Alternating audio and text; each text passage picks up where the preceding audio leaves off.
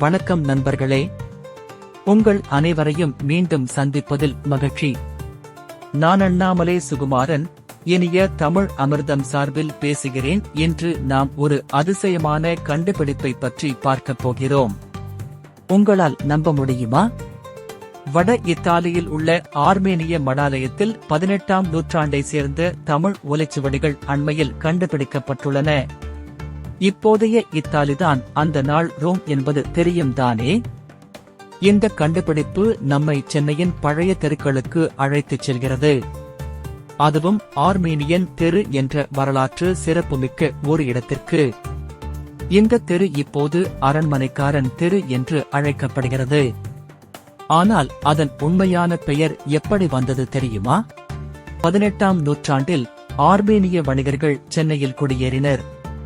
அவர்கள் தங்கியிருந்த பகுதிதான் இந்த ஆர்மேனியன் தெரு. காலப்போக்கில் இது அரண்மனைக்காரன் தெரு என மாறியது. அதாவது அரண்மனைக்காரர்களின் தெரு. ஆனால் இன்றும் இந்த தெருவில் நடந்தால் பழைய காலத்து கட்டிடங்களையும் வரலாற்று சின்னங்களையும் காணலாம். ஆனால் நண்பர்களே, இந்த ஆர்மேனியர்கள் யார்? எங்கிருந்து வந்தார்கள்? ஏன் சென்னைக்கு வந்தார்கள்? இந்த கேள்விகளுக்கு பதில் தேட நாம் சற்று பின்னோக்கி செல்ல வேண்டும். ஆர்மேனியா என்பது மத்திய ஆசியாவில் உள்ள ஒரு நாடு. இது உலகின் மிக பழமையான நாடுகளில் ஒன்று. ஆர்மேனியர்கள் இயல்பிலேயே சிறந்த வணிகர்களாக அறியப்பட்டனர். அவர்கள் பட்டு, மசாலா பொருட்கள், இரத்தின கற்கள் போன்றவற்றை வர்த்தகம் செய்தனர். எனவே அவர்கள் இத்தகைய பொருட்களை நாடி 16ஆம் நூற்றாண்டில் ஆர்மேனியர்கள் தென்னிந்தியா வரத் தொடங்கினர். அதாவது நமது பண்டைய செழித்து நீண்ட காலம் நீடித்து ரோமானிய வர்த்தகம் பல்வேறு காரணங்களால் தேய்ந்து மறைந்து போன பிறகு பலரும் இங்கு வர முயன்றனர். அதில் ஆர்மேனியர்களும் அடங்குவர். அவர்களில் முதல் ஆர்மேனியராக கருதப்படுபவர் தாமஸ் கானா. அவர் 780ஆம் ஆண்டில் கேரளாவின் மலபார் கடற்கரையில் கால் பதித்தார். அப்போது அதுவும் தமிழ்நாட்டின் பகுதிதான். ஆனால் சென்னைக்கு ஆர்மேனியர்கள் வந்தது 1600களில்தான். அவர்கள் இங்கு வந்ததற்கான ஆதாரம் என்ன தெரியுமா? 1663 பரங்கிமலைக்கு அருகே புதைக்கப்பட்ட கோஜா டேவிட் மார்கர் என்ற ஆர்மேனியரின் கல்லறைதான். இங்கே ஒரு சுவாரஸ்யமான தகவல். சென்னையில் உள்ள புகழ்பெற்ற புனித தாமஸ் மலையை கண்டுபிடித்தவர்கள் யார் தெரியுமா? ஆம், ஆர்மேனியர்கள்தான். அவர்கள்தான் 16ஆம் நூற்றாண்டில் போர்த்துகீசியர்களை இங்கு அழைத்து வந்தவர்கள் என்றும் நம்பப்படுகிறது. பிறகுதான் அதற்கு புனித தாமஸ் மலை என்று பெயர் சூட்டப்படுகிறது. அதை இப்போது மக்கள் பரங்கி மலை என்று அழைக்கிறார்கள். இப்போது நாம் மீண்டும் ஆர்மேனியன் தெருவிற்கு வருவோம். இந்த தெருவின் முக்கிய அடையாளம் என்னவென்றால் அது 1712 இல் கட்டப்பட்ட ஆர்மேனிய தேவாலயம். இந்த தேவாலயம் பல போர்களையும் காலத்தின் சோதனைகளையும் தாண்டி இன்றும் நிற்கிறது. இப்போது நீங்கள் கேட்கலாம், சரி, இதற்கும் இத்தாலியில் கண்டுபிடிக்கப்பட்ட ஓலைச்சுவடிக்கும் என்ன சம்பந்தம் என்று. அதுதான் இந்த கதையின் சுவாரஸ்யம். இந்த ஓலைச்சுவடி ஞான முயற்சி என்ற பெயரில் உள்ளது. இது ஒரு கிறிஸ்தவ மத புத்தகத்தின் தமிழ் மொழிபெயர்ப்பாக இருக்கலாம் என்று நிபுணர்கள் கருதுகின்றனர். இந்த ஓலைச்சுவடியை கண்டுபிடித்தவர் யார் தெரியுமா? ஜவஹர்லால் நேரு பல்கலைக்கழகத்தின் சிறப்பு தமிழ் ஆய்வு மையத்தை சேர்ந்த முனைவர் பட்ட ஆய்வாளர் தமிழ் பாரதன். அவர் வெனிஸில் நடந்த ஒரு கருத்தரங்கில் பங்கேற்க சென்றபோது இந்த அரிய கண்டுபிடிப்பை செய்தார். அந்த காலத்தில் சென்னை ஒரு முக்கிய துறைமுக நகரமாக இருந்தது. உலகின் பல பகுதிகளிலிருந்தும் வணிகர்கள் இங்கு வந்தனர். அவர்களில் ஆர்மேனியர்களும் அடங்குவர். இந்த ஆர்மேனிய வணிகர்கள் தங்களுடன் இந்த ஓலைச்சுவடிகளை இத்தாலிக்கு கொண்டு சென்றிருக்கலாம் என்று கருதப்படுகிறது. இந்த கண்டுபிடிப்பு நமக்கு என்ன சொல்கிறது தெரியுமா? நம் தமிழ் மொழியும் கலாச்சாரமும் எவ்வளவு தூரம் பயணித்துள்ளது என்பதை. நம் முன்னோர்கள் உலகின் பல பாகங்களுடன் தொடர்பு கொண்டிருந்தனர் என்பதற்கு இது ஒரு சான்று. ஆனால் இது வெறும் தொடக்கம் மட்டுமே.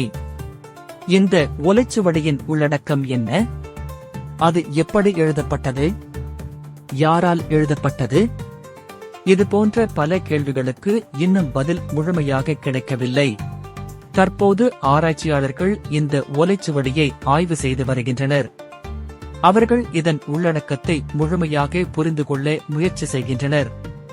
இது நமக்கு சென்னையின் வரலாற்றை பற்றியும் அந்த காலத்து சமூக கலாச்சார நிலைமைகளை பற்றியும் புதிய தகவல்களை தரக்கூடும். நண்பர்களே, இந்த கண்டுபிடிப்பு நமக்கு ஒரு முக்கியமான படிப்பினையை தருகிறது. நம் வரலாறு நாம் நினைப்பதை விட மிகவும் பரந்தது, ஆழமானது. நம் முன்னோர்கள் உலகின் பல பகுதிகளுடன் தொடர்பு கொண்டிருந்தனர். அவர்களின் அறிவும் திறமையும் உலகம் முழுவதும் பரவியிருந்தது. இன்றைய சென்னை நகரம் இந்த வரலாற்றின் தொடர்ச்சிதான். நாம் ஒவ்வொரு நாளும் கடந்து செல்லும் தெருக்களில் பார்க்கும் கட்டிடங்களில் இந்த வரலாறு ஒளிந்திருக்கிறது. அவைகளை கண்டறிவதும் பாதுகாப்பதும் நமது கடமை. ஒரு 2000 ஆண்டுகால வரலாற்றை அறிய 200 ஆண்டு கால நூலினை பிடித்து மெல்ல முன்னேறிச் செல்வோம்.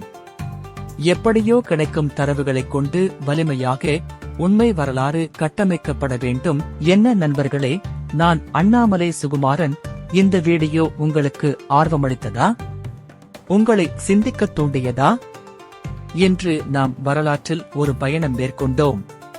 அது சென்னையின் ஆர்மேனியன் தெருவிலிருந்து இத்தாலியின் ஆர்மேனிய மடாலயம் வரை.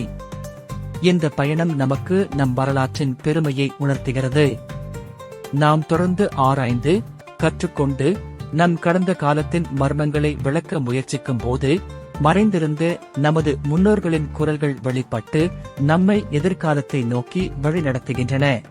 ஒவ்வொரு குறியீடும் ஒவ்வொரு சின்னமும் நம் மனித பயணத்தின் ஒரு பகுதி. இது கடந்த காலத்திலிருந்து நிகழ்காலம் வழியாக எதிர்காலத்தை நோக்கிச் செல்கிறது. நீங்கள் இந்த வீடியோவை ரசித்திருப்பீர்கள் என நம்புகிறேன். மேலும் பல சுவாரஸ்யமான தகவல்களுக்கு எங்களது அடுத்த வீடியோவை பார்க்க மறக்காதீர்கள். நீங்கள் இனிய தமிழ் அமிர்தம் சேனலை சப்ஸ்கிரைப் செய்துவிட்டீர்களா? உங்கள் நண்பர்களுக்கும் அறிமுகம் செய்யுங்க. மறக்காமல் கருத்துக்களை கூறுங்கள். நன்றி, வணக்கம். குறிப்பு புத்தகங்கள்: Armenians in India, From the Earliest Times to the Present Day by Mesrooq Jacob Set. Madras, The Land, The People, Their Governance by S. Muthia. The Armenians in India by Asha Asukan Thariyan. Chennai நகரின் வரலாறு பாய் நீலகண்டன். சென்னை 600 பாய் வே. கௌதமன். இணையதள முகவரிகள்: சென்னை நகராட்சி அதிகாரப்பூர்வ வலைத்தளம். இந்த ஆதாரங்கள் உங்கள் வீடியோவின் உள்ளடக்கத்தை மேலும் வலுப்படுத்தும். மேலும் பார்வையாளர்கள் கூடுதல் தகவல்களை தேட விரும்பினால் அவர்களுக்கு உதவியாக இருக்கும். அண்ணாமலை சுகுமாரன் முழு கட்டுரை படிக்க பயோவில் கொடுக்கப்பட்டுள்ள வலைப்பதிவு இணைப்பை பார்க்கவும். மேலும் சுவாரஸ்யமான உண்மைகளை அறிய எங்கள் இன்ஸ்டாகிராம் பக்கத்தை பின்தொடரவும். இனிய தமிழாமிர்தம் என்ற எங்கள் யூடியூப் சேனலுக்கு சப்ஸ்கிரைப் செய்யுங்கள்.